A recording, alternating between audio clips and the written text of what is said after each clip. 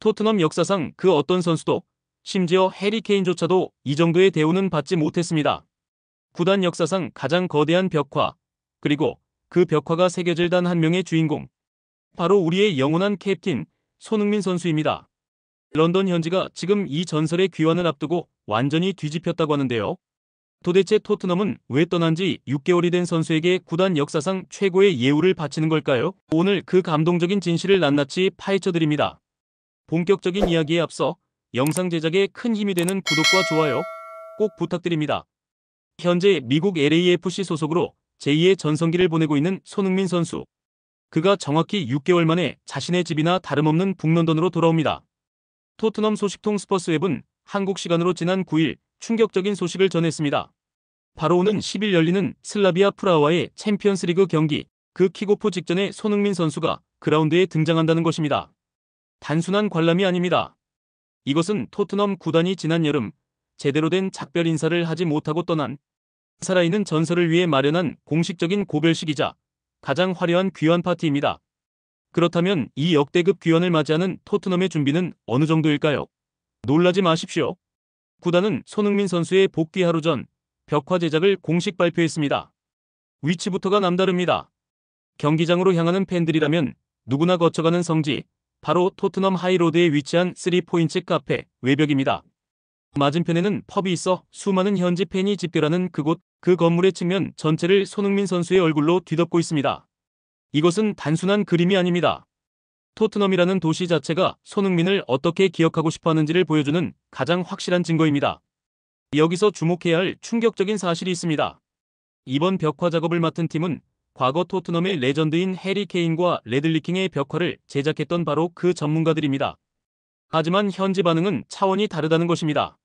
스퍼스웹의 보도에 따르면 구단 역사상 그 어떤 선수도 손흥민보다 더 큰 벽화를 가진 적이 없다고 합니다.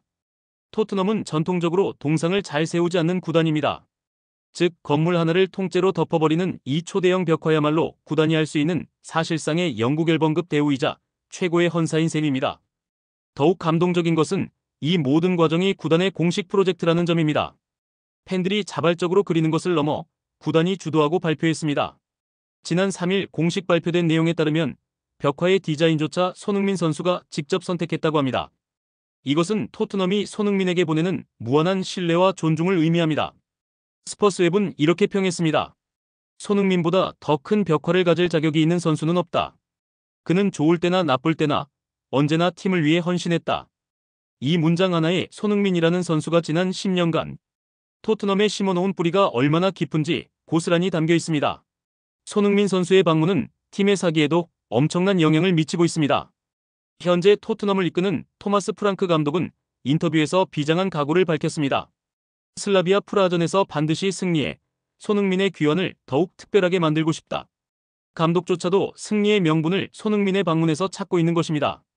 과거 팀의 주장이자 정신적 지주였던 그가 지켜보는 경기, 후배 선수들이 과연 대충 뛸 수 있을까요? 이날 경기는 단순한 조별 예선이 아니라 떠난 영웅에게 바치는 헌정 경기가 될 것이 확실해 보입니다.